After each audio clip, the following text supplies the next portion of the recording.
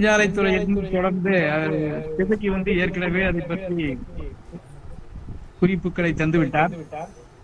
எனக்கு எக்கோ கேட்குது சார். நீங்க 2 மொபைல் வச்சிருக்கீங்கன்னு நினைக்கிறேன் சார். அதனால உங்களுக்கு இதாகுது. 2 கனெக்ஷன் இல்லையே, ஒரே மொபைல் தான். இல்ல சார், உங்களோடது கிளியரா இருக்கு சார். உங்களோட அப்படியா? கிளியரா இருக்கு சார். நீங்க பேசலாம் சார். சரி, ஓகே. நெடுஞ்சாலைத்துறை, உள்ளாட்சி தணிக்கைத்துறை, தென் வளர்ச்சித்துறை ஆக ஏறக்குறைய 35 ஆண்டு காலம் இந்த அரசு பணியிலிருந்து 31/12/2012 அன்று ஓய்வு பெற்று விட்டேன். இந்த விதிகளை வெல்வோம் என்கிற இந்த குழு தொடங்கப்பட்ட போதும் அது தொடர்ந்து நடைபெறுவது கண்டும் நான் மிகுந்த மகிழ்ச்சி அடைந்திருக்கிறேன். ஒரு அறிவார்ந்த வித்தியாசமான ஒரு பயணத்தை இந்த துறையினர் தொடங்கியிருக்கிறார்கள். குறிப்பாக இதற்கு காரணமான ஒவ்வொருவருக்கும் சொல்ல முடியவில்லை என்றாலும் தினகரனை தொடர்ந்து பல நண்பர்கள் இதிலே ஆர்வமாக இதை நடைமுறைப்படுத்திக் கொண்டிருக்கிறார்கள். இதிலே ஓய்வு பெற்றவர்களும் அங்கம் வகிக்கிறார்கள் என்பதும் ஒரு மகிழ்வான ஒரு செய்தியாகும். கடலூர் மாவட்ட தலைவர் நடராஜன் அவர்களும் கலந்து கொண்டிருக்கிறார் என்று நான் நினைக்கிறேன். இந்த தலைப்பிலே ஒரு வளர்ச்சித்துறை யூனியனின் சாதனை பயன் என்று தலைப்பிட்டிருக்கிறீர்கள். இடையிடையே கொஞ்சம் வேதனையும் கலந்திருக்கிறது என்பதை இந்த இடத்திலே குறிப்பிட விரும்புகிறேன். இப்போது நம்ம பேசுகிற பணியிடங்களிலும் நான் சந்தித்த நிகழ்வுகள் உங்கள் பாணியில் சொன்னால் சாதனைகள், என்னுடைய பார்வையில் சிலவை வேதனைகள் பொருந்தியது. ஆனால் இந்த வேதனைகளை என்னை முற்றிலுமாக முடக்கி விடாமல் இந்த துறையை நேசித்த தன்மை என்னை மேலும் மேலும் என்னை வளர்த்தெடுத்தது. எனக்கு கொஞ்சமாவது இந்த துறையினரிடையே ஒரு நல்ல அபிமானம் இருக்கும் என்றால் என்னோடு பணி புரிந்தவர்களுக்குத்தான் அந்த பெருமை எனக்கு. அவர்கள் பார்த்த வேலை எனக்கு நற்சான்றுகளாக வாய்ப்பு பெற்றது. உள்ளாட்சி நிதி தணிக்கை துறையிலே பணியாற்றுகிற போது ஒரு குறிப்பிடத்தகுந்த ஒரு நிகழ்வை நான் இங்கே சுட்டிக்காட்ட விரும்புகிறேன். மதுரை மாநகராட்சி தணிக்கையிலே இருக்கிற போது 1988 மத்திய அரசு ஊழியருக்கு இணையான ஊதியம் கேட்டு நமது அமைப்புகள் எல்லாம் பெரும் போராட்டத்தை தொடங்கியிருந்த ஒரு காலகட்டம். மாநகராட்சி ஊழியர்களுடன் அங்கே ஒரு பிரிவாக இயங்கிக் கொண்டிருந்த உள்ளாட்சி நிதி தணிக்கைத்துறையினரும் சேர்ந்து வெற்றிகரமாக அந்த வேலைநிறுத்த போராட்டத்தை நடத்த வேண்டும் என்று முடிவு செய்து அதிகாலை 7 மணிக்கே முக்கிய நிர்வாகிகள் 2 வாயில்கள் இருந்தது. 2 வாயில்களிலும் நின்று கொண்டிருந்தோம். ஒரு அலுவலர் கூட அலுவலகத்திற்கு அனுமதிக்கப்படவில்லை. அந்த சமயத்தில் நீங்கள் உங்களுக்கு தெரிந்திருக்கும் அலாவுத்தீன் ஐஏஎஸ் அவர் தான் கமிஷனர். அவர் 2 பகுதியில் நின்றிருந்த என்ன முக்கிய பெருமைகளை அழைத்து, இங்கே வருகிறவர்களை தடுத்தால் நான் உங்களை அரசு செய்ய வேண்டியிருக்கும் அப்படின்னு சொல்லி உள்ள போயிட்டார். நாங்க சொன்னோம், யாரையும் தடுக்கிற வந்தா நீங்க ஆபீஸ் கூட்டிட்டு போங்க. அப்ப 10 மணி வரைக்கும் வந்தவங்க பலர் திரும்பி விட்டார்கள். சிலர் எப்போதாவது உள்ளே போகலாமா என்கிற ஒரு ஆசையோடு கொண்டிருக்கிறார். என்னோடு பணிபுரிந்த ஒரு deputy inspector of local fund அவங்க எப்படியாவது உள்ள போய்விட வேண்டும் என்று பிரயத்தனப்படுத்திக் கொண்டிருக்கிறார்கள். அவர்கள் பின்னே வரிசையாக ஒரு பெரிய கூட்டம் அலுவலகத்தில் உள்ள போவதற்கு ஒரு பெரிய கூட்டம் காத்திருக்கிறது. இவர் சற்று முரட்டுத்தனமாக எங்களை தள்ளிவிட்டு போக முயற்சி செய்தார். எவ்வளவோ சொல்லி பார்த்தோம், அவர் உள்ளே போவதில் தான் குறியாக இருந்தார். எனக்கு திடீரென்று ஒரு யோசனை, கிட்டத்தட்ட ஒரு 200-300 பேர் ரெண்டு பக்கம் நின்று கொண்டிருக்கிற அந்த இடத்தில் திடீரென்று அவர்கள் காலில் விழுந்துவிட்டார். காலில் விழுந்ததுதான் தாமதம். அவர்கள் திரும்பி ஓடிய போய்விட்டார். என்ன காரியம் செஞ்சீங்கன்னு சொல்லிட்டு அவர் திரும்பி ஓடி போனதுக்கு பிறகு அவரோடு பின்பற்றி காத்துக் கொண்டிருந்தவர்களும் அப்படியே போய்விட்டார்கள். ஆக தணிக்கை துறையிலே பணிபுரிந்தாலும் இந்த சங்க உணர்வு, சங்கம் இட்ட கட்டளை நிறைவேற்ற வேண்டும் என்கிற ஒரு முனைப்பு இதை என்னை செய்ய தூண்டியது. இந்த தணிக்கை துறையிலே மிஸ்டர் ஸ்ரீனிவாசன் என்று மிக பயங்கரமான அலுவலர் என்று பேசப்பட்டார். ஏனென்றால் அவர் முடிவு செய்தால் அந்த அலுவலரை மிக எளிதாக டிஸ்மிஸ் செய்து கொள்வார். அப்படி அவரால் டிஸ்மிஸ் செய்யப்பட்ட அலுவலர்கள் மிகப்பெரிய நீளமான ஒரு பட்டியல். அவர் எனக்கு அலுவலராக வாய்ப்பிருக்கிறார். அவருடன் மோதல் ஏற்படுகிறது. தணிக்கைத்துறை ஊழியர்களுக்கு எலெக்ஷன் டியூட்டி போட்டு எல்லாருக்கும் இந்த எலெக்ஷன் டியூட்டி ஆர்டர் சர்வ் பண்ணாங்க.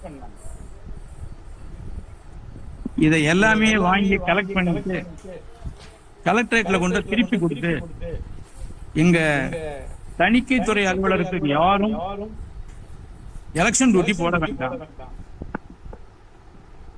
இது நமக்கு தணிக்கைத்துறை அலுவலர்களுக்கு மிகப்பெரிய ஒரு மன சிரமத்தை, கஷ்டத்தை உண்டு பண்ணிவிட்டது. வெளிப்படையாக சொன்னால்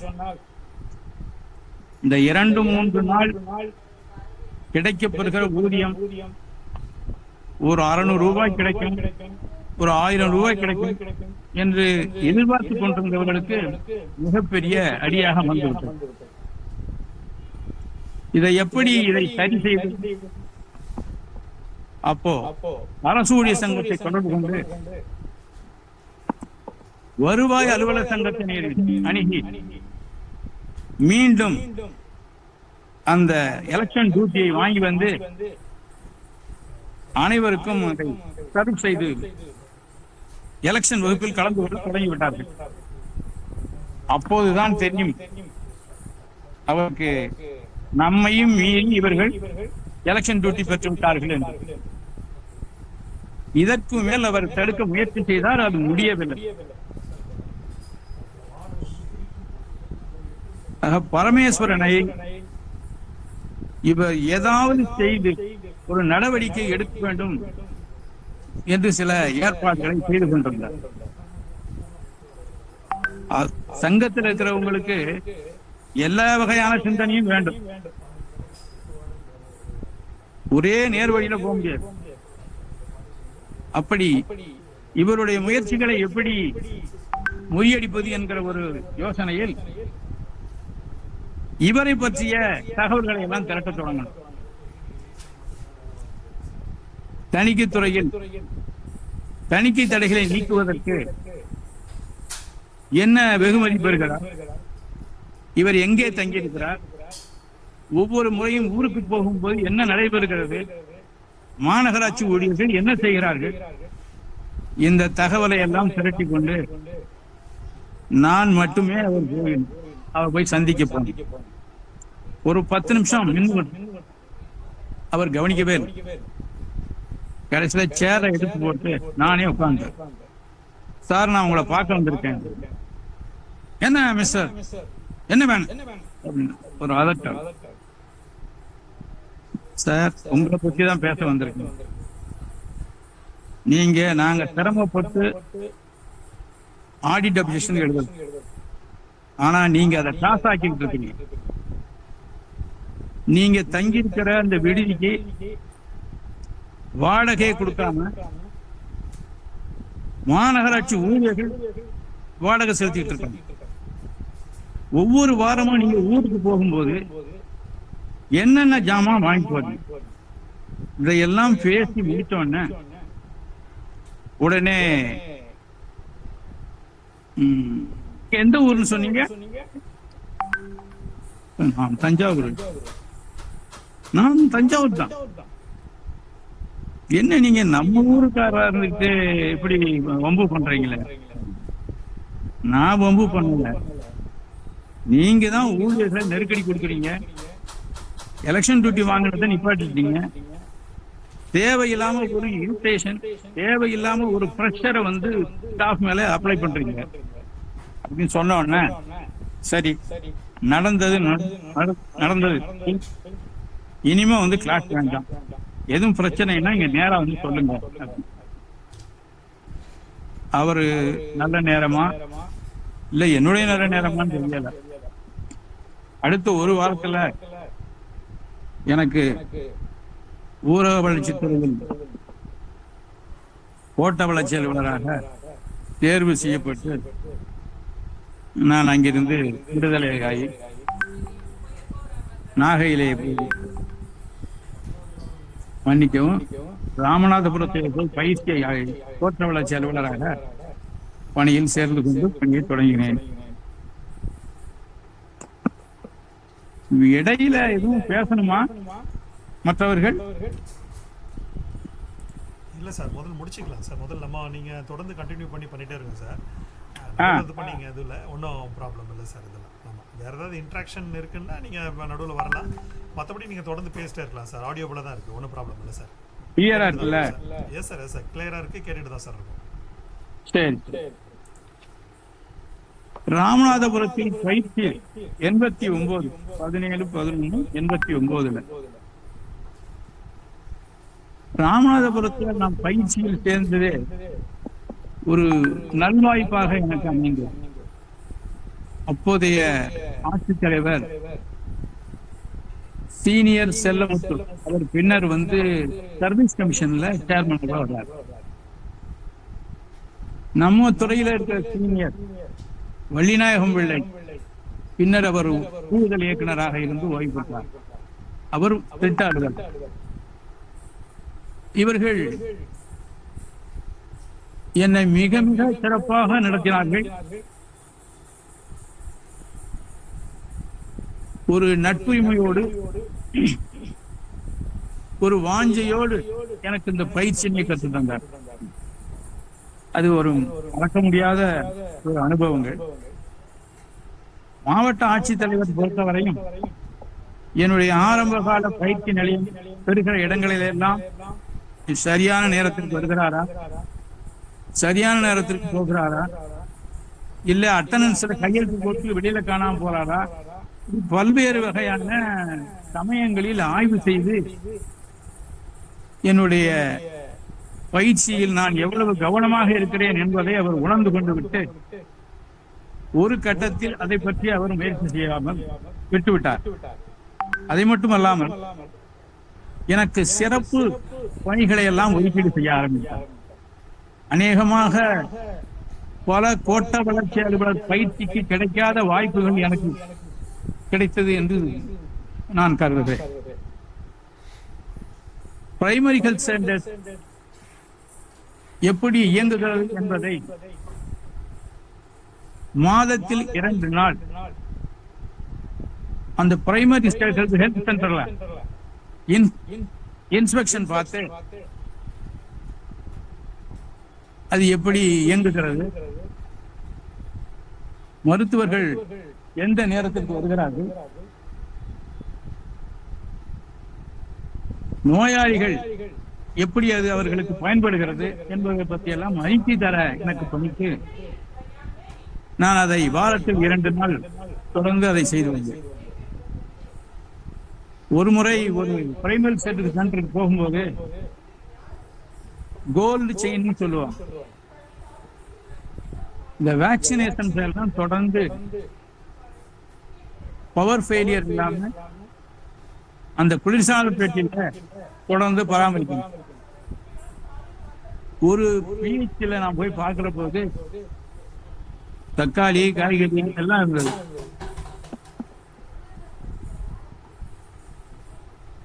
இதை பத்தி ஒரு அறிக்கை செய்கிற போது மற்ற மருத்துவத்துறை அலுவலர்கள் அடிக்கடி பிரைமரி ஹெல்த் சென்டர் எல்லாம் ஆய்வு செய்யக்கூடிய ஒரு சூழ்நிலையெல்லாம் உருவாக்கப்பட்டது. அது மட்டுமல்லாமல் நம் துறையையும் தாண்டி வட்டாட்சியர்கள் மீது வரப்பெறுகிற புகார் மனுக்களை எனக்கு அதன் மேல் ஒரு டிஸ்கிரீட் என்கொயரி, ஒரு ரகசிய விசாரணை செய்து அறிக்கை தரும்படி எல்லாம் எனக்கு பணிக்கப்பட்டது. அதை விட அந்த சமயத்தில் தலைமைச் செயலகத்திலிருந்து செக்ஷன் ஆபீசர், அண்டர் செக்ரட்டரி இவர்களெல்லாம் பயிற்சியில் இருந்த போது அவர்களை கண்காணிக்கிற பொறுப்பு எனக்கு வந்தது. பொதுவாக தலைமைச் செயலகத்திலிருந்து பயிற்சிக்கு வருகிறவர்கள் முதல் நாள் வந்து ஆட்சியரை பார்த்து ஜானி ரிப்போர்ட் கொடுத்து பயிற்சி முடிந்து கடைசியில் சர்டிபிகேட் வாங்க தான் வருவாங்க. ராமநாதபுரம் கலெக்டர் பொறுத்த வரைக்கும் சீரியஸ் அபவுட் ட்ரைனிங். அதனால இவங்க எந்தெந்த ஸ்டேஷனுக்கு போறாங்க, எங்க இருக்காங்க அப்படிங்கறத பத்தி ஒவ்வொரு நாளும் நான் அவருக்கு தகவல் கொடுக்கணும். இந்த மாதிரி எங்க போலீஸ் வேலையும் பார்க்க வேண்டிய ஒரு சூழ்நிலை ஏற்பட்டது.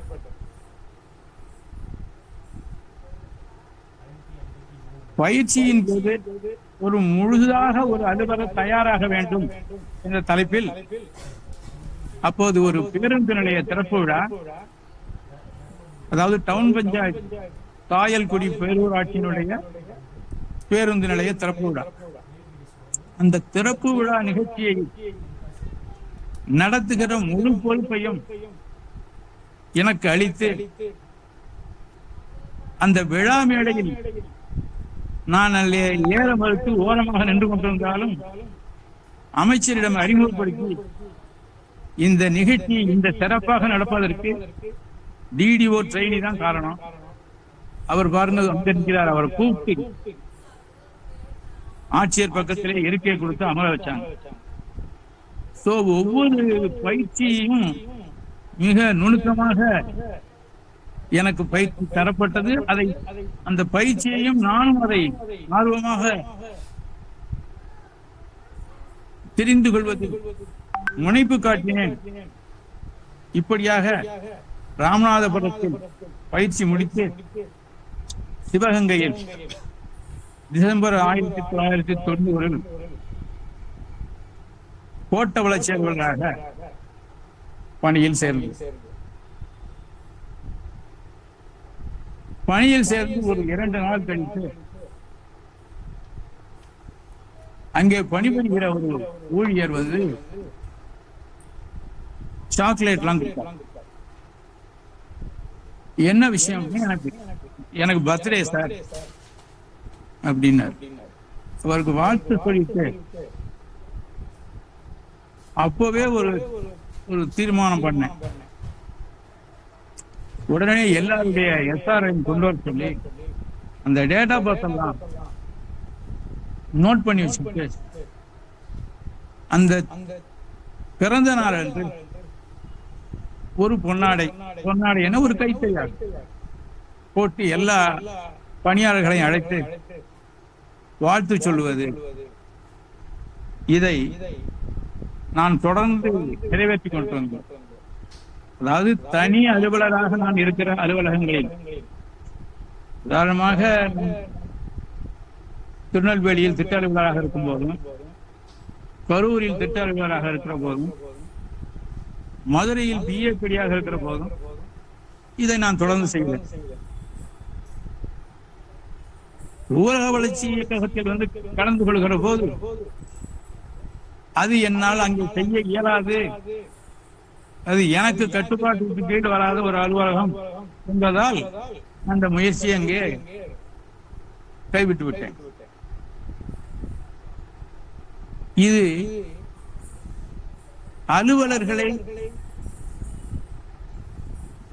அலுவலர்களுக்கும் ஊழியர்களுக்குமான ஒரு இடைவெளியை குறைத்தது என்று சொன்னால் அது மிக இல்லை. அதை போலவே ஆய்வு கூட்டங்கள் நடைகிற போது யாராவது நம்முடைய கோட்டங்களில் உடல்நிலை சரியின்றி மருத்துவமனையில் அனுமதிக்கப்பட்டிருந்தால் அவர்களுடைய முகவரியை சொல்லி போய் பாருங்கள் என்ற ஒரு அழைப்பை விடுப்பது என்னுடைய வழக்கம். அது மட்டுமல்ல, நான் முதல் ஆளாக சென்று அவர்களை பார்த்து ஆறுதல் சொல்லிவிட்டு வருவேன். ஏன் இதையெல்லாம் நான் குறிப்பிட விரும்புகிறேன் என்றால், அலுவலருக்கும் ஊழியர்களுக்குமான ஒரு பெரிய இடைவெளி இன்றும் இருக்கிறது. பல சிக்கலான பிரச்சனைகள் வருகிறது, மோதல் போக்கு வருகிறது. காரணம், அலுவலர்கள் தான் எங்கோ வானத்திலிருந்து குதித்து வந்தவர்கள், கீழே இருப்பவர்கள்லாம் நமக்கு கட்டுப்பட்டவர்கள் என்கிற எண்ணம் இன்றும் ஏற்கிறது. இவை எளிமையா சொல்ல போனார், அலுவலராக இருந்தாலும், ஊழியராக இருந்தாலும், ஓட்டுநராக இருந்தாலும், அலுவலக உதவியாளராக இருந்தாலும் எல்லோருமே கூலி வாங்குகிற ஜாதிதான் அப்படிங்கிறது என்னுடைய கருத்து. அதனாலேயே இந்த மாதிரி விஷயங்கள்ல நான் கவனம் செலுத்தினேன். இந்த இடைவெளி குறைப்பு என்பது நான் பணியாற்றிய ஒவ்வொரு அலுவலகத்திலும் மிகச் சிறப்பான ஒத்துழைப்பை நினைக்க முடியாத அளவுக்கு எனக்கு இந்த ஒத்துழைப்பு கிடைத்தது. கோட்ட வளர்ச்சி அலுவலராக 3 வருடம் பணியாற்றிருக்கிறேன். அதிலே ஒரு ருசிகரமான நிகழ்ச்சிகள் எல்லாம் நான் சந்திக்க நேர்ந்தது. மானாமதுரை என்று ஒரு பேரூராட்சி, அது ராமேஸ்வரம் ரோட்ல இருக்கு. அதுல மிகப்பெரிய ஒரு தண்ணீர் பிரச்சனை.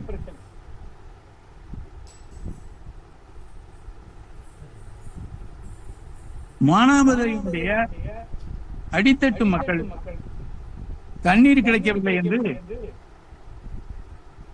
ராமேஸ்வரம் நெடுஞ்சாலையில் சாலை மறியல். ஆக டவுன் பஞ்சாயத்து ஆபீசர் என்று ஒருவர் தனியே இருந்தாலும் நமது மீது இருக்கிற ஒரு அக்கறையை வைத்து, நம்பிக்கையை வைத்து, இது என்ன நடக்கும் பாருங்க அப்படின்னு சொன்ன. அப்போ முத நாளே வந்து அந்த பேரூராட்சி இருக்கிற பிளம்பர் எல்லாம் கொண்டு வந்து ஒரு பக்கத்துல நம்ம யூனியன் ஆபீஸ்ல ஒரு மீட்டிங். அவங்கள்ட்ட சொல்லியாச்சு, நீங்க யாராருக்கும் நோட்டு போட்டு கொடுத்துக்கிறீங்க அன்அபிஷியலா அப்படின்னா அது ஒரு பெரிய லிஸ்ட் தயார் பண்ணியாச்சு. அவங்கள யாரையும் வெளியில விடாது, அங்கேயே தங்க வச்சு அவங்களுக்கு இரவு சாப்பாடும் வழங்கப்படும். அங்கே தங்க வச்சு படுக்கை தலைவாணி உட்பட எல்லா ஏற்பாடும் செய்யப்படும். விடிய காலையில 4 மணிக்கு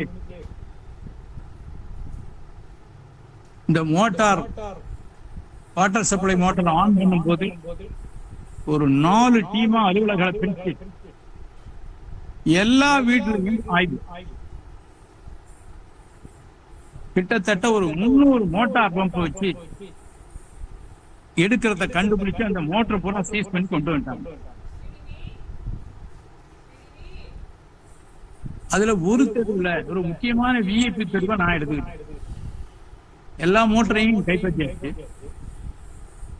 அந்த பிளம்பர் அந்த வீட்டுல இவ்வளவு ஹார்ஸ் பவர்ல ஒரு மோட்டரா போட்டிருக்கேன் அப்படின்னு சொல்றாரு. ஆனா அது எங்க இருக்குன்னு யாரா கண்டுபிடிக்க முடியல. கடைசியா எல்லா இடமும் பார்த்துட்டு பெட்ரூம் பார்க்கணும்னு சொன்னார். அவர் ஒரு டாக்டர். பெட்ரூம்லாம் பார்க்கறதுக்கு நீங்க பர்மிஷன் வாங்குவீங்களான்னு கலெக்டர் ஆர்டர் பேக்ல தான் வந்திருக்கேன். இப்ப பார்த்தா ஸ்மூத்தா நம்ம மட்டும் பார்த்துட்டு போயிடுவோம், இல்லைன்னா போலீஸ் வச்சுட்டு உள்ள வரும். சரி சரி பாருங்க. அவருடைய பெட்ரூம்ல ஒரு பெரிய கார்பெட் போட்டிருக்கு. அந்த கார்பெட்டை இழுத்துட்டு பார்த்தா பெரிய மேன் ஹோல். 10க்கு 10 அந்த ரூமுக்கு கீழே அப்படியே ஒரு அண்டர் கிரவுண்ட் மோட்டார் வந்து தண்ணி ஊத்திட்டு இருக்கு உள்ள. இப்படி உடனே ஏறக்குறைய 300 மோட்டரை பிடிச்சி சீஸ் பண்ணி போட்ட உடனே எல்லா பப்ளிக் பாயிண்ட்லயும் தண்ணி வருது. அதுல ஒரு அந்த பிரச்சனை வந்து ஸ்மூத்தா முடிஞ்சதுல மாவட்ட ஆட்சித்தலைவருக்கு மிகுந்த மகிழ்ச்சி.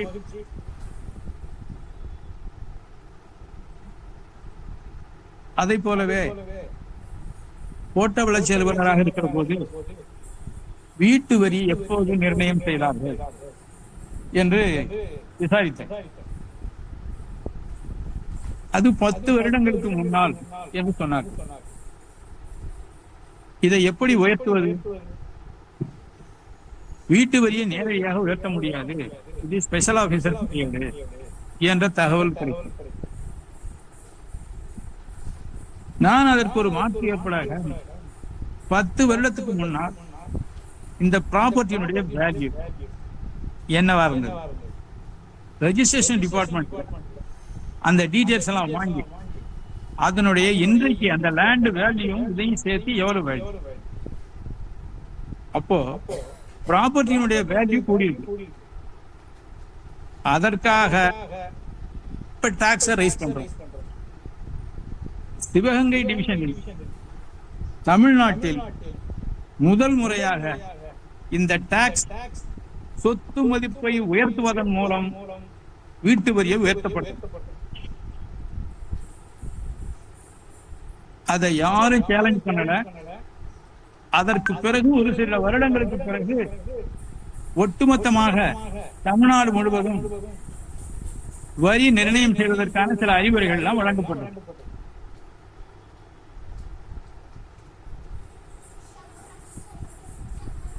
இங்கே திருப்போணம் என்று ஒரு பகுதி இருக்கிறது, சிவகங்கை கோட்டத்தில் வரக்கூடிய ஒரு பகுதி.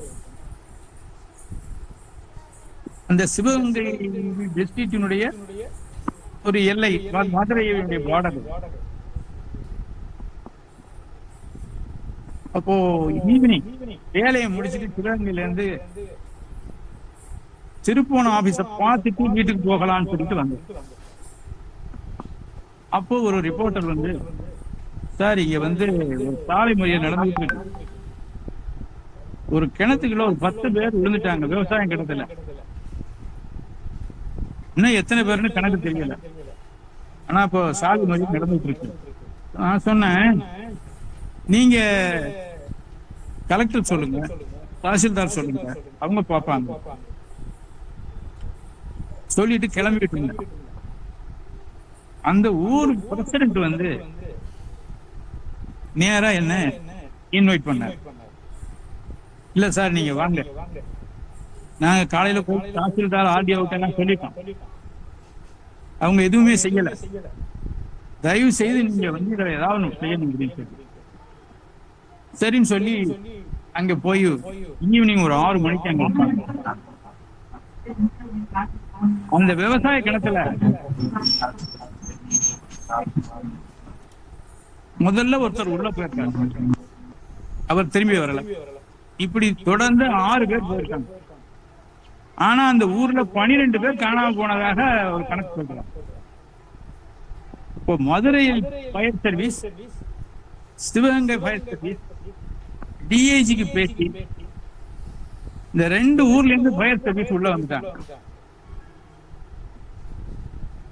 மிக கடுமையான போராட்டத்திற்கு பிறகு ஒரு 10,000 குடம் தண்ணிய வேற ஒரு கிணத்துல இருந்து இந்த கிணத்துல ஊத்தி அந்த ஃபார்ம் ஆகிற கலைச்சி அதன் பிறகு இந்த கேஸ் இருக்கான்னு எப்படி டெஸ்ட் பண்றாங்க. கோழி குஞ்ச, உயிரான ஒரு கோழி குஞ்ச உள்ள அனுப்புறாங்க. அது எவ்வளவு தூரம் போகுதோ போகுது, அப்புறம் செத்து வந்துடும். இப்படி கொஞ்சம் கொஞ்சமா அப்புறம் கடைசி குஞ்சு உயிரோட வந்தது. அப்போ கேஸ் இல்ல, ஆட்கள் இறங்கலாம். இறங்கி பார்த்தா 1 by 1 ஒரு 6 பிரேதம் உள்ளது. உடனே இதை போஸ்ட்மார்ட்டத்துக்கு வெளியில எடுத்து போனோம். ஊர்க்காரங்க அனுமதிங்க. உடனே கலெக்டர் பேசி டாக்டர்ஸ் எல்லாம் வரவழைச்சு அந்த தென்னந்தோப்புலையே போஸ்ட்மார்ட்டம் நடக்கும். இப்படி நிகழ்ச்சிகள் கிடைக்கிற போது அவர்களுக்கு உதவி செய்கிற ஒரு வாய்ப்பு நமக்கு கிடைத்தது என்பது போன்ற ஒரு வளர்ச்சி திரைக்கும் பொதுமக்களுமான ஒரு தொடர்பு வலுப்பெற பெற்றிருக்கிறது என்பதற்காக நான் இதை குறிப்பிட விரும்புகிறேன். சிவகங்கையில 2 முறை பணியாற்றிருக்கேன்.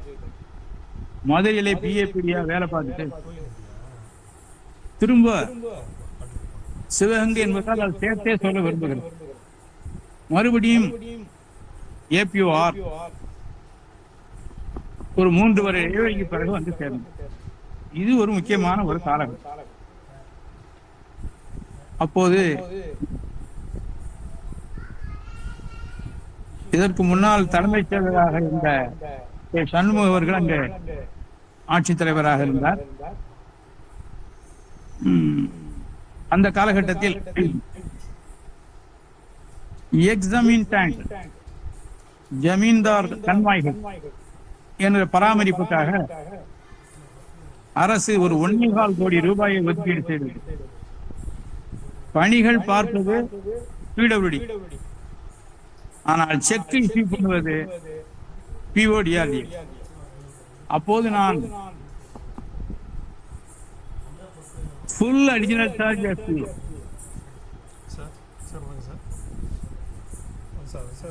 அப்ப பில்லு வருகிற போது நமது ஏபிஓக்களை அனுப்பி அதை பார்வையிட்டு ஒரு ஐக்கிய கொடுங்கள் என்று கேட்டுக்கொண்ட போது ஒரே மாதிரியா மிகச் சிறப்பான பணி அருமையாக செய்திருக்கிறார்கள், மிக பிரமாதமாக இருக்கிறது என்று பாராட்டு.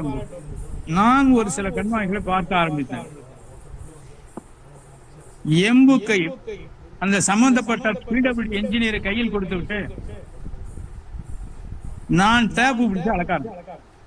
அப்ப எம்புக்க அளவை சரிபார்க்கிற போது சரிபாதி அளவுதான் வந்தது. அதற்குள்ள தொகை என்னுடைய கையாலே எம்புக்குள்ள ரெஃபர் பண்ணி வேல்யூ ரெஸ்ட்ரிக்ட் பண்ணி, உதாரணமா 1 லட்சம் எஸ்டிமேட் அப்படின்னா அதிகபட்சமா வேலை பார்த்தது 65,000. அப்போ 1 லட்சம் பில்லு வந்துச்சுன்னா அது 65,000 ரெஸ்ட்ரிக்ட் பண்ணி போகும். இது பொதுப்பணித்துறை ஊழியர்கள் மத்தியில மிகப்பெரிய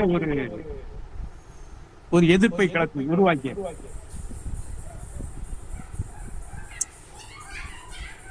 அப்போ மாவட்ட ஆட்சித்தலைவர் என்ன சொன்னாங்க, சரி செக் சைன் பண்ற கார்டு எம்முக்கு ரெஃபர் பண்ணக்கூடாது, அல்ல அதுல சேஞ்ச் பண்ணக்கூடாதுன்னு எங்க இருக்கு ஜீவோ சொல்லுங்க. அப்ப நான் ஏபிஓ பரமேஸ்வரன் பண்ணது தப்புன்னு சொல்லி நான் அவரை அந்த வேலையிலிருந்து நிப்பாட்டி சொல்லிட்டு போனவங்க தான், யாரும் கொண்டாந்து கொடுக்கல. அப்போ இன்ஸ்பெக்ஷன் தொடரும். ஒரு வருடத்துக்குள்ளேயே கிட்டத்தட்ட 15 லட்சம் ரூபாய் சேவிங்ஸ் மட்டும். இது பொதுப்பணித்துறை அமைச்சர் போது. அப்போ பொதுப்பணித்துறை அமைச்சர் யாருன்னா இப்பவும் அவர் அமைச்சராக இருக்கார். 3 முப்பெரும் துறைகளை தான் வைத்திருந்ததாக பெருமையாக அவர் சொல்லிக் கொள்வார். என்னில் நேரை அழைத்து என்ன நினைச்சிட்டு இருக்க, நீ என்ன சூப்பர் கலெக்டரா, நீ என்ன என்ஜினியரா, நீ எப்படி எம்புக்கெல்லாம் போய் அளவு பார்க்க முடியும், எப்படி செக் பண்ண முடியும், தொலைச்சிருவேன். நீ நாளைக்கு இருக்கிற இடம் தர்மபுரி ஓ ஐயா, நான் தயாரா தான் இருக்கிறேன். என்னையா தயாரா தான் இருக்கிறியா, நீ கண்டிப்பா நாளைக்கு தர்மபுரி போயிட்டார். மதுரையில கலெக்டரை பார்க்க சொல்லி இன்ஸ்பெக்டர். கலெக்டர் என்ன பேசினாருன்னு தெரியாது, எனக்கு எந்த ஆர்டரும் வரல. அப்ப தொடர்ந்து நான் இன்ஸ்பெக்ஷன் பாக்குறேன். ஈடுபடி ஒர்க் எல்லாம் எம்புக்குள்ளேயே ரெஃபர் பண்ணி, எம்புக்குள்ளேயே ரெஸ்ட்ரிக்ட் பண்ணி, பாஸ் ஆர்டரை ரெஸ்ட்ரிக்ட் பண்ணி செக் போட்டு இஷ்யூ பண்ணிட்டு, இது நான் இருக்கிற வரையும் தொடர்ந்தது. ஆனா அந்த பணிகள் முடிகிறதுக்கு முன்னாடி எனக்கு திட்ட அலுவலராக பதவி உயர்வு நான் கரூருக்கு புறப்பட்டு போய்விட்டேன். இன்னொரு நிகழ்வு, அப்ப எலெக்ஷன், அதுக்கு முன்னாடி அப்ப எலெக்ஷன் பிஆரா இருந்தவர் மாவட்ட ஆட்சித்தலைவருக்கும் அவருக்கும் சரியில்லை உறவு. கலெக்டர் போய் பிடிஓக்கு இன்ஸ்ட்ரக்ஷன் கொடுத்தா இவர் வேற மாதிரி போய் இன்ஸ்ட்ரக்ஷன் கொடுக்கணும். அப்ப நான் இங்க ஏத்துவோ ஆர் சரி, இவர் பிஏ ரிலீவ் பண்ணி ஆர்டர் போடுங்க, எலெக்ஷன் பிஏவை ரிலீவ் பண்ணு. இந்த எலெக்ஷன் ஒர்க்க பிஏஜி அட்டன் பண்ண மீட்டிங் நடக்கும்போது இதை சொல்றாரு. உடனே நான் எந்திரிச்சு, சாரி சார்,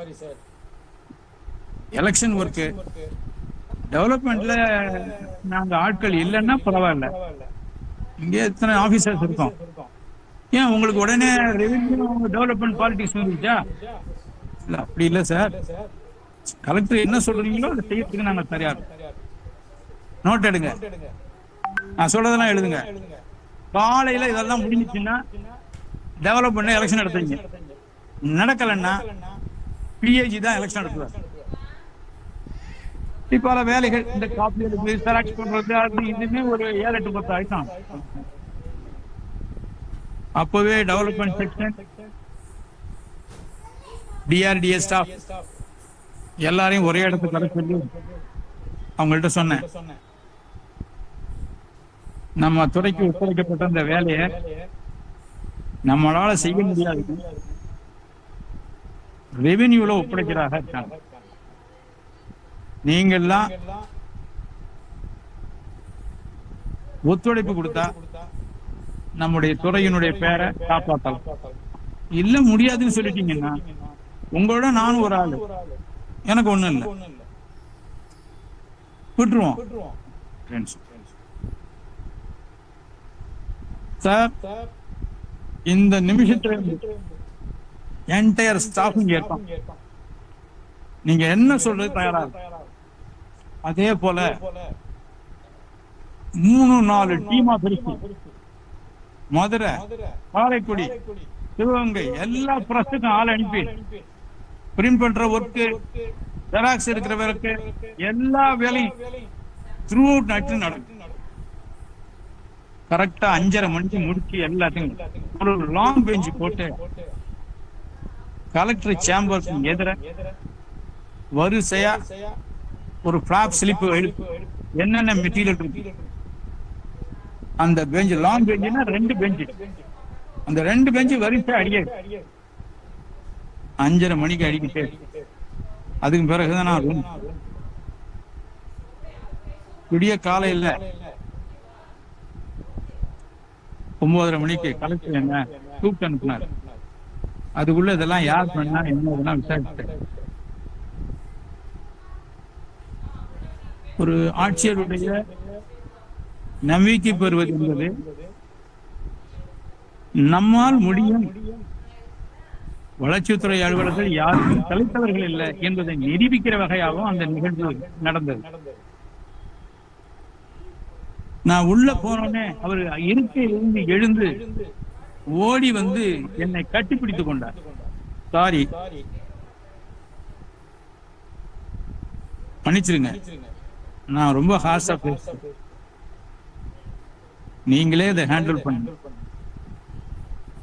அப்படின்னு சொல்லி சிவகங்கையில அந்த லோக்கல் பாடி எலெக்ஷன் 96 நினைக்கிறேன்,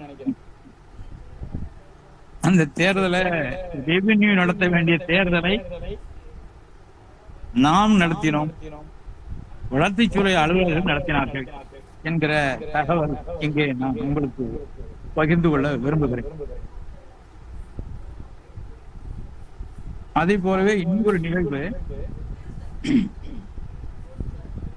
இங்கே ஜவஹர்லால் என்று ஒரு பிஓ இருந்தார். அவருக்கு நோ மோர், ஒரு குழந்தைத்தனமான ஒரு அலுவலர். உங்களுக்கு தெரியும், பழைய பீரியட்ல தியாகி பிள்ளை அந்த அடிப்படையில ஒரு அப்பாயின்மெண்ட் வந்தது. அவங்க அப்பா காங்கிரஸ் எம்எல்ஏ, கதர் சட்டை கதர் பேண்ட் தான் போடுவார்.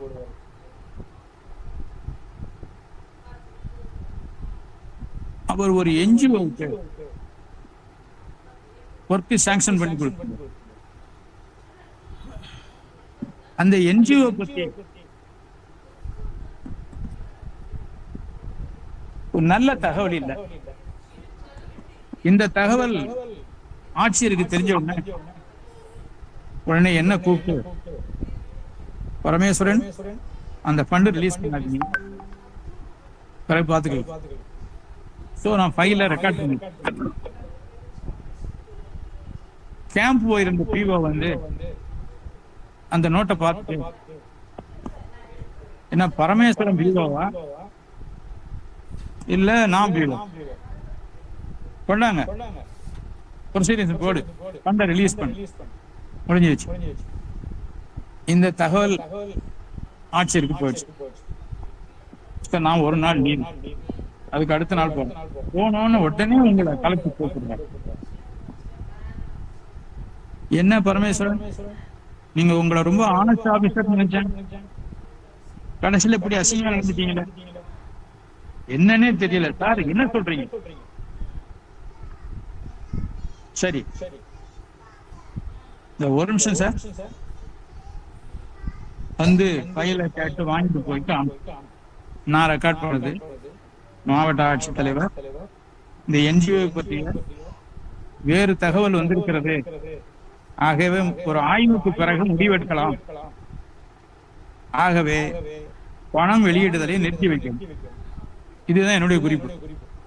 அதற்கு மேல அவர் எழுதுனது, இத பார்த்துட்டு ரொம்ப வருத்தப்பட்டார். சாரி, இப்பவும் நான் அவசரப்பட்டுட்டேன். இந்த மாதிரி நிகழ்வுகள் அவரை என்னை மிகவும் நெருக்கமாக கொண்டு வந்து விட்டது. இது கூட இந்த நெருக்கமான உறவு என்பது தனித்த முறையில் நான் சொல்லல. இந்த நெருக்கமான உறவு என்பது அதன் பலன் முழுக்க முழுக்க 100% நம்முடைய ஊழியர்களுக்குத்தான் பயன்பட்டது. எப்படி? ஒரு உதாரணம், பல நிகழ்வுகளை சொல்ற. ஒரு பிடிஓ அட்வான்ஸ் கொடுத்தார், ஏகப்பட்ட அட்வான்ஸ், அவரை சஸ்பெண்ட் பண்ண சொல்லி ஃபைல்ல கைது போட்டார். இது எனக்கு கொஞ்சம் லேட்டா தெரியும். அப்போ அவர்கிட்ட போய், சார் இந்த ஆர்டர் இஷ்யூ ஆச்சுன்னா அவருடைய மகள் கல்யாணம் நிச்சயம் பண்ணிருக்கு, அது நடக்காது. என்ன இப்படி சொல்றீங்க? உண்மை இதுதான். கலெக்டர்னால ஒரு கல்யாணம் நின்று போச்சு, இது எங்க பேசுறதுன்னா காரைக்குடியில கண்ணதாசனுடைய பிறந்த நாள் விழாவுல இத பத்தி அவர்கிட்ட சொல்ற. உடனே அங்கே இருந்து சரி நீங்க ஆபீஸ் போயிட்டு அங்க லோக்கல் ஆபீஸ் தாக்கோட்டையில போய் பிஎஃப்டிக்கு போன் பண்ணி அதை இஷ்யூ பண்ண வேண்டாம். இது பல மாதிரி நிகழ்ச்சிகள் மாதிரி அதுல ஒன்னே ஒண்ணு. ஆக மாவட்ட ஆட்சித்தருடைய நெருக்கம் கிடைத்தது என்பது தனிப்பட்ட விஷயங்களை சரி செய்வதற்காக அல்ல, முழுக்க முழுக்க நான் எந்தெந்த இடங்களில் பணிபுரிந்தோனோ அந்தந்த இடத்திலெல்லாம் அந்த நெருக்கம் என்பது ஊழியர்களுக்கு பாதுகாக்கவும் அவர்கள் பிரச்சனைகளை தீர்க்கவும் தான் பயன்பட்டது என்பதை துல்லியமாக நான் இங்கே குறிப்பிட விரும்புகிறேன்.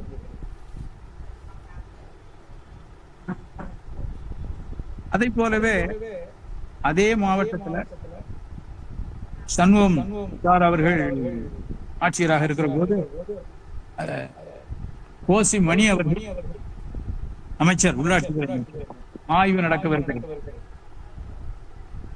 ஆய்வு நாளைக்கு நடக்கிறதுனா இன்றைக்கு வளர்ச்சித்துறை அலுவலர்களும் வருவாய்த்துறை அலுவலர்களும் சேர்ந்து வேலை நிறுத்தம் ஆபீஸ் எல்லாம் நோட்டீஸ் கொடுத்துட்டாங்க. இந்த நிர்வாகிகளை கூப்பிட்டாலும் யாரும் மாவட்ட ஆட்சியர் கூப்பிட்டாலும் கிடைக்கல. டிஆர்ஓ ட்ரை பண்றாரு, பிஏஜி ட்ரை பண்றாரு, ஒருத்தரும் கிடைக்கல. கடைசியில அவங்க என்கிட்ட சொன்ன தகவல் நான் விசாரிச்ச வகையில ஏபிஆர் சொன்னதான் அசோசியேஷன் கேட்பாங்க, அதனால நீங்க இதை ஏன் முயற்சி பண்ணக்கூடாது சொன்னதுனால நான் இதை உடனே எடுத்துக்கிட்டு சம்பந்தப்பட்ட நம்முடைய தோழர்களை எல்லாம் அழைத்து பேசி சமாதானப்படுத்தி மாவட்ட ஆட்சித்தலைவர் சில வாக்குறுதிகளை கொடுக்க வேண்டியது அவரும் வாக்குறுதியை கொடுத்ததன் பேரில் அந்த ஸ்ட்ரைக் என்பது நிறுத்தப்பட்டது. இப்படி பல்வேறு நிகழ்ச்சிகள் மாவட்ட நிர்வாகத்திற்கு நமக்குமான நெருக்கம் என்பது இருந்தாலும் நான் முன்னே சொன்னதை போல அது ஊழியர்களை பாதுகாக்கவும் அவர்களுடைய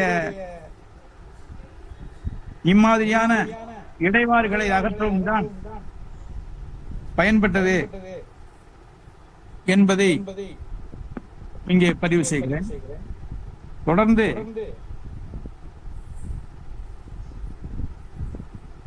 அந்த மாவட்டத்திலிருந்து வெளியாகிற போது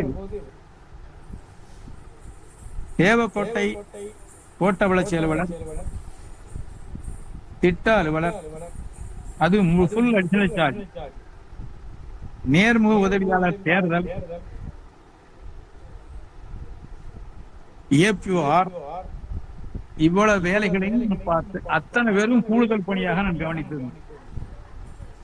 ஆனா இந்த எல்லா பணிகளையும் குறையில்லாமல் பாராட்டுதலை பெறுவதற்கு காரணம் என் மேல் நம்பிக்கை வைத்து சிரமம் பார்க்காமல் அந்த சிவகங்கை மாவட்ட ஊழியர்கள் செய்த உழைப்பு. நான் இந்த கூடுதல் பொறுப்புகளை எல்லாம் சுமையாக கருதாமல் பணி செய்ய முடிந்தது என்பதை நான் குறிப்பிட்டாக வேண்டும். இதற்கடுத்து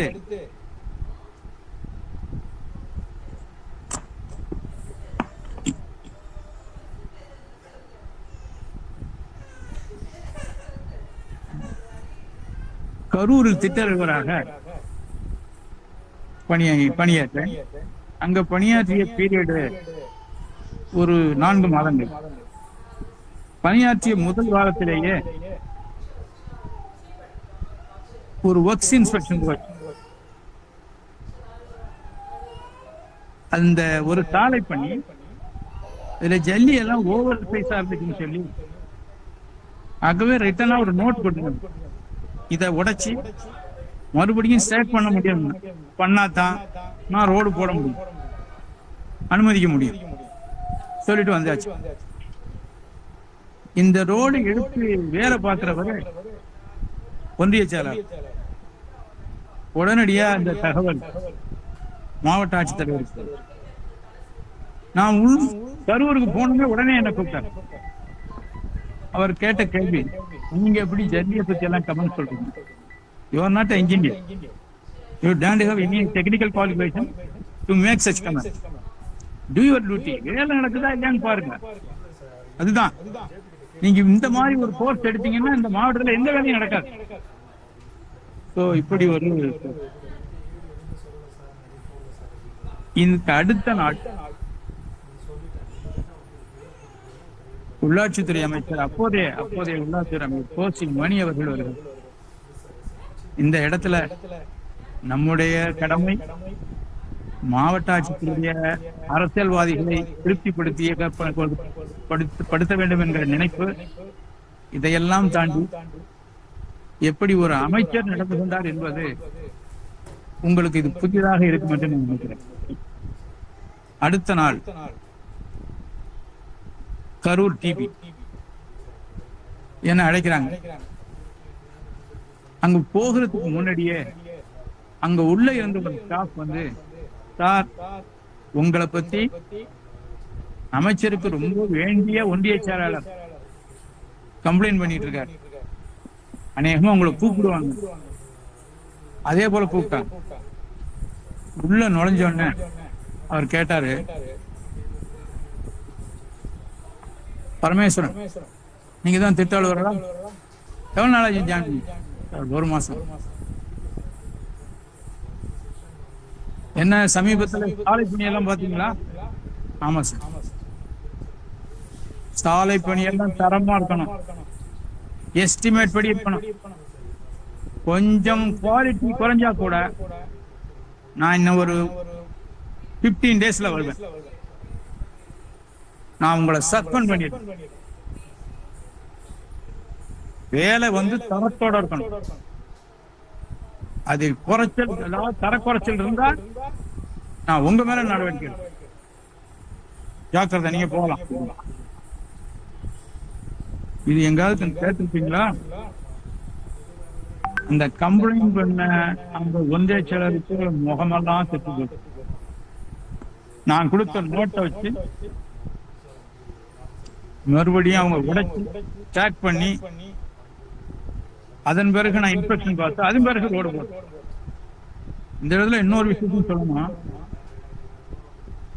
நம்ம துறை ஊழியர்கள் டெக்னிக்கல் மேட்டர்ஸை தெரிஞ்சுக்க கூடாதுன்னு நினைக்கிறாங்க. டெக்னிக்கலா கேள்வி கேட்டாலோ இல்ல ப்ராக்ரஸ் பத்தி கேள்வி கேட்டாலோ, குறிப்பா மாவட்ட ஆட்சித்தலைவருடைய ஆய்வு கூட்டங்கள்ல உடனே ஒன்றிய பொறியாளர் பார்க்கிற பழக்கம் இருக்கு. அது எத்தனை டெக்னிக்கல் கொஸ்டின் இருந்தாலும் நம்மளால பதில் சொல்ல முடியும். அப்படி நான் தயாராகி இருந்தேன். ஒரு சாலை பணிக்கு சேகரம் செய்யப்பட்டிருக்கிற அந்த ஜல்லியை அளந்து ஒரு என்ஜினியர் உதவி இல்லாமல் என்னால் அது எவ்வளவு கியூபிக் மீட்டர் சேகரம் செய்யப்பட்டிருக்கிறது, கூடுதலா குறைச்சலா என்னால் சொல்ல முடியும். அதை போலவே கம்பி கட்டுகிறது, இதெல்லாம் என்ஜினியர்களிடம் பார்த்து கேட்டு தெரிந்து கொண்டதுதான். ஒரு கம்பி கட்டுகிற போது அந்த கம்பி சரியான அளவுல இருக்கா, போதிய எண்ணிக்கையில இருக்கா, போதிய சைஸ் கம்பி பயன்படுத்தப்பட்டிருக்குதா என்னால சொல்ல முடியும். அதை போல ஒவ்வொருத்தரும் தயாராக வேண்டும் என்று நினைக்கிறேன். டெக்னிக்கல் விஷயம் அவங்களுக்கு தான் தெரியும் நினைக்கிறேன். நீங்க அதற்கு மேல உள்ள அலுவலர் என்கிற முறையில அதை கண்டிப்பாக தெரிந்து வைப்பதுதான் பொருத்தமானது. அதனாலேயே பல இடங்கள்ல நான் என்ன கேள்வி கேட்டிருக்காங்க, சார் நீங்க என்ன என்ஜினியர் படிச்சீங்களான்னு. டெக்னிக்கல் சைட்ல ரொம்ப நீங்க ஸ்ட்ராங்கா இருக்கீங்களே, எப்படி?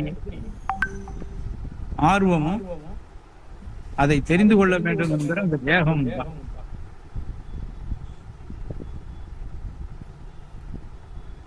ஒரு டெக்னிக்கல் ஒரு இஷ்யூ ஒண்ணு சொல்லலாம்னு நினைக்கிறேன்.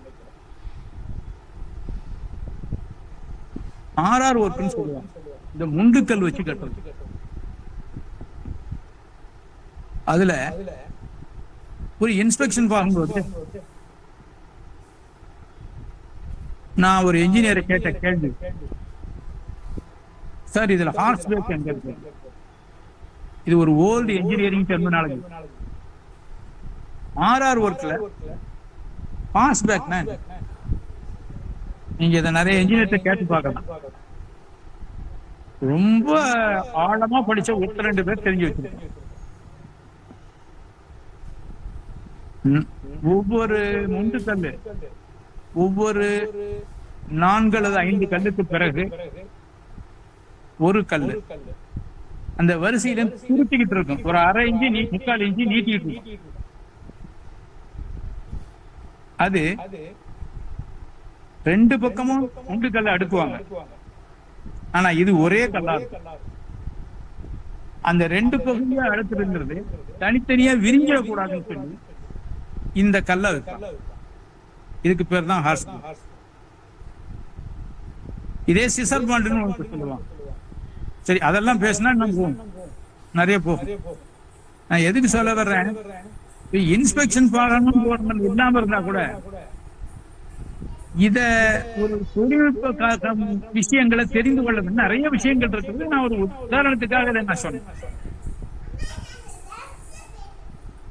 கரூரை பொறுத்த வரைக்கும் முக்கியமான ஒரு நிகழ்வு சொல்லணும்.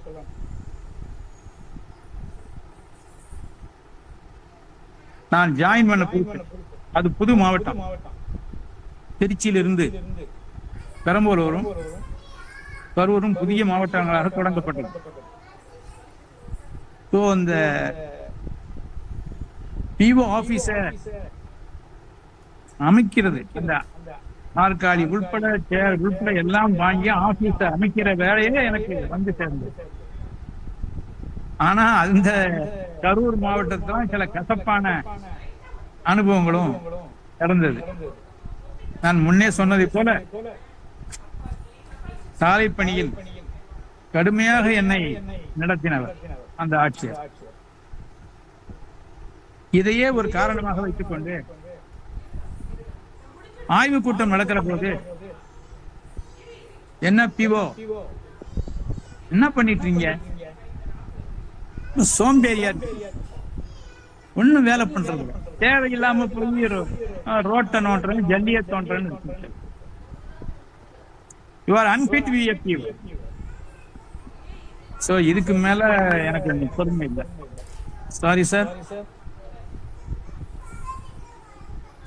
I am not such a person. Please mend your word.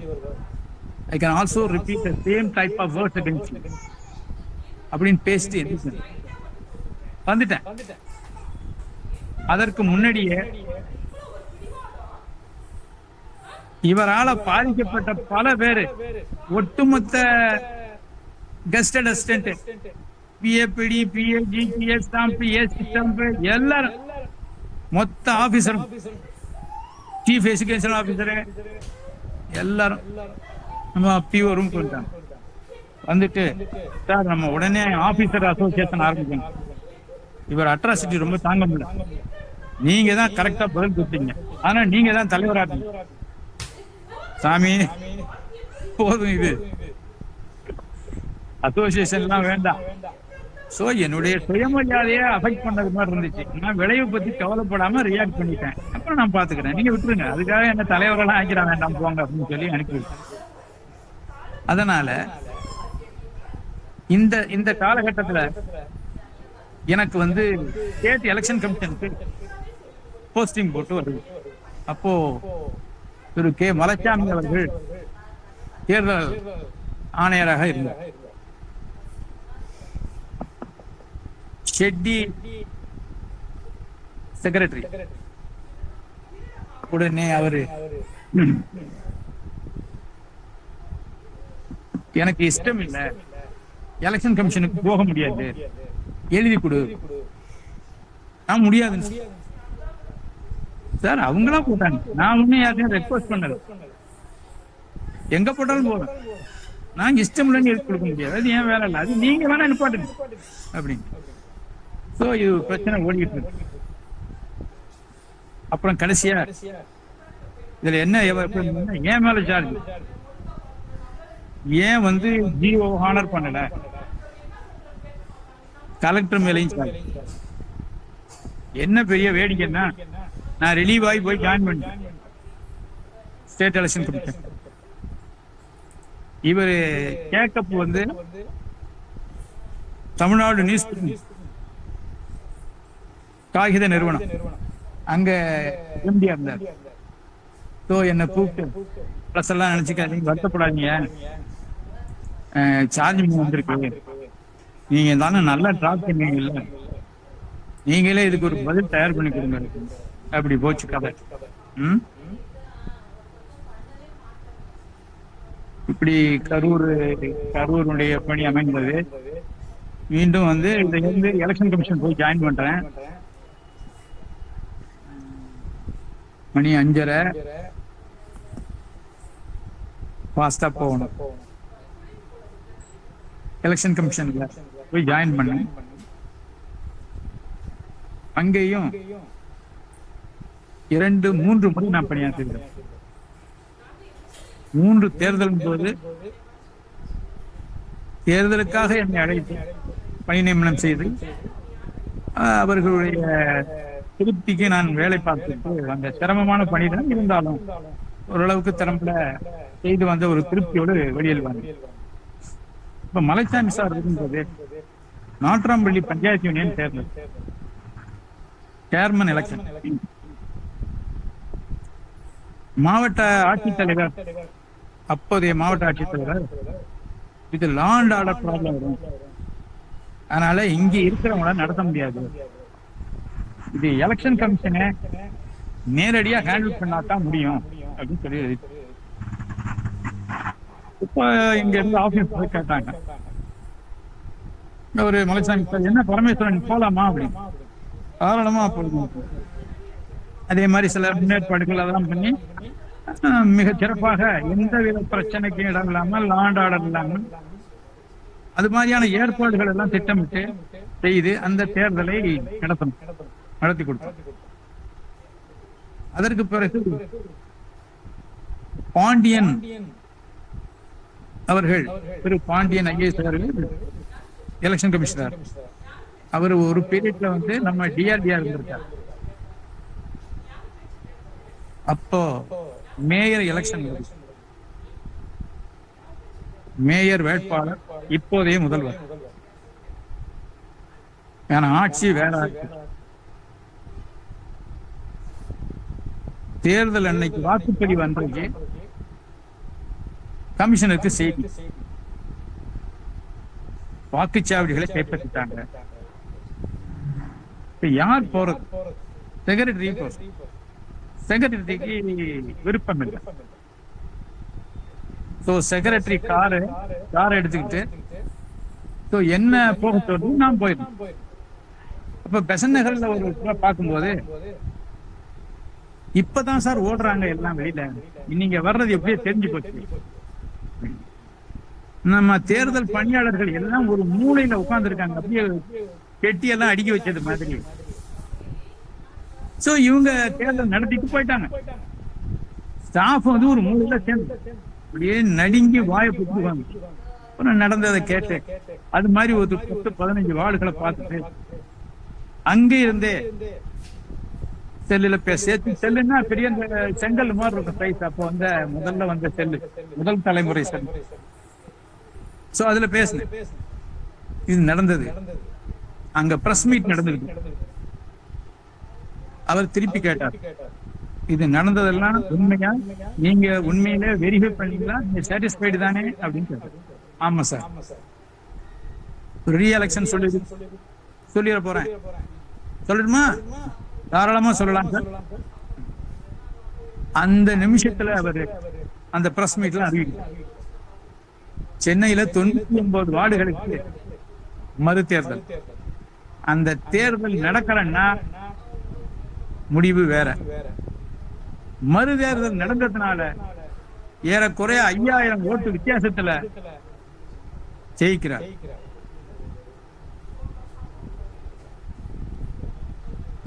இந்த தேர்தல் இப்படி நடந்து முடிந்தது. நம்முடைய கடமையை சரியாக செய்தோம். நாம் ஏற்படுத்தியிருக்கிற இந்த நம்பிக்கை, அந்த நம்பிக்கையின் அடிப்படையில் அவர்கள் நமக்கு தருகிற பணி, சரி இவரிடம் கொடுத்தா இது சரியா நடக்கும் அப்படிங்கிற ஒரு மனப்பான்மை அவங்கள்ட்ட இருக்கு. அதை நம்ம சரியா பயன்படுத்தும்.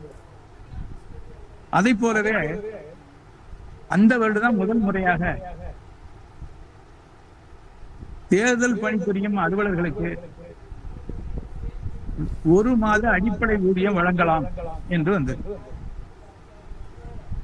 இது அதை போலவே லோக்கல் பாடி எலெக்ஷனுக்கு வழங்கலாம் என்று நோட்டு போட்டு அனுப்புறாங்க. பட் அந்த நோட் வந்து ரிஜெக்டட். ஸ்டாஃப் எல்லாம் சொன்னாங்க இது எலெக்ஷன் கமிஷனுக்கு மட்டும் இல்ல, மாவட்டத்தில் உள்ளவங்களுக்கும் சேர்த்தான். நான் எடுத்துட்டு போய் ஒரு கும்பலோட போய், என்ன பரமேஸ்வரன் கும்பலுக்கு பலமா இருக்கு சார், இந்த எலெக்ஷன் எவ்வளவு காம்ப்ளிகேஷன் சாருக்கு தெரியும்.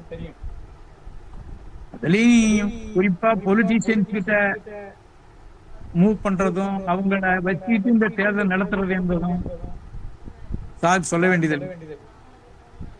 1 மாத ஊதியம் என்பது, அடிப்படை ஊதியம் என்பது குறைச்சல் தான். அவரு திருப்பி கேட்டாரு, நீங்க இந்த ப்ரொபோசலை ரிவ்யூ பண்ணணுங்கிறத பர்சனலா நீங்க திருப்தியா இருக்கு உங்களுக்கு, நீங்க சரின்னு சொன்னா ரிவ்யூ பண்ணலாம் சார். ரிஜெக்ட் பண்ண நோட்டை discuss with BOP, principal election officer Panchayat, note approve, அவ்வளவுதான். இப்படியான நிகழ்வுகள் எல்லாம் நடக்கிற போது நாம் செய்தோம் என்பதை விட அதன் போது நாமும் ஒரு அதில் பகுதியாக இருந்தோம் என்பது இங்கே குறிப்பிடத்தக்க ஒரு விஷயமாக இருக்கிறது. இவருக்கு பிறகு திருச்சியிலே நான் சந்தித்த அதே மாதிரி இது ஒரு கசப்பான காலகட்டம். பெயர் சொல்றதுல தப்பு இல்ல நினைக்கிறேன். என்ன அதை கூட வேணாம் அவாய்ட் பண்ணலாம் சொன்னாங்க. உண்மைதானே பழனிசாமி என்ற ஒரு ஆணையர், இது ஒரு கஷ்டமான.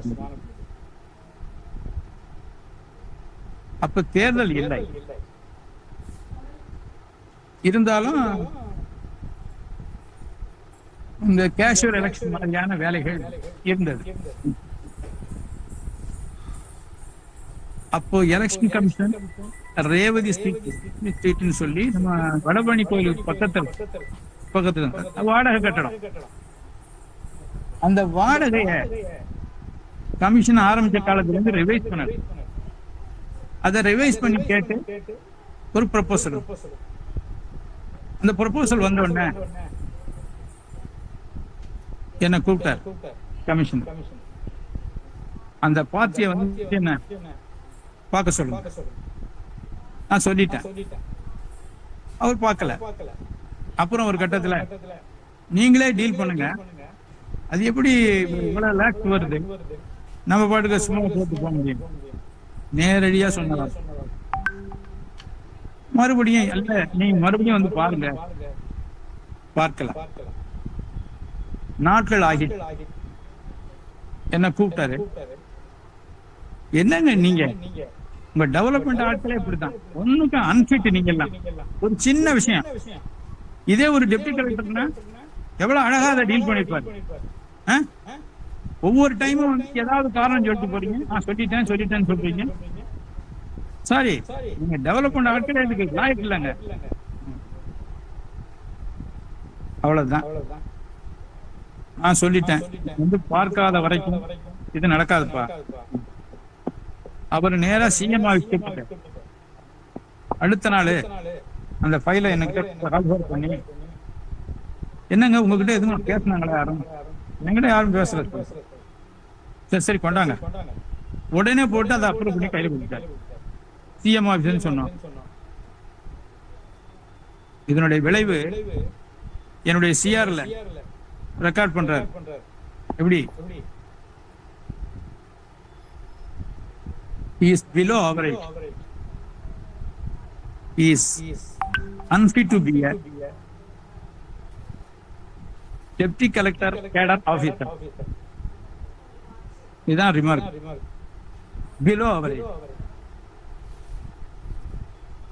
இதுக்கு நான் அந்த நிக்கிறதுக்கு மேல அது வேற விஷயம். அப்படி போயிட்டு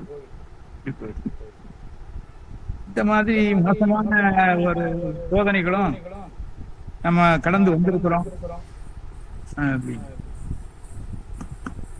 எலெக்ஷன் கமிஷனை பொறுத்த வரைக்கும் இன்னொரு திருட்டு நான் திரும்பி போறேன். 2011 அப்போ திரு ஐயர் அவர்கள் தேர்தல் ஆணையராக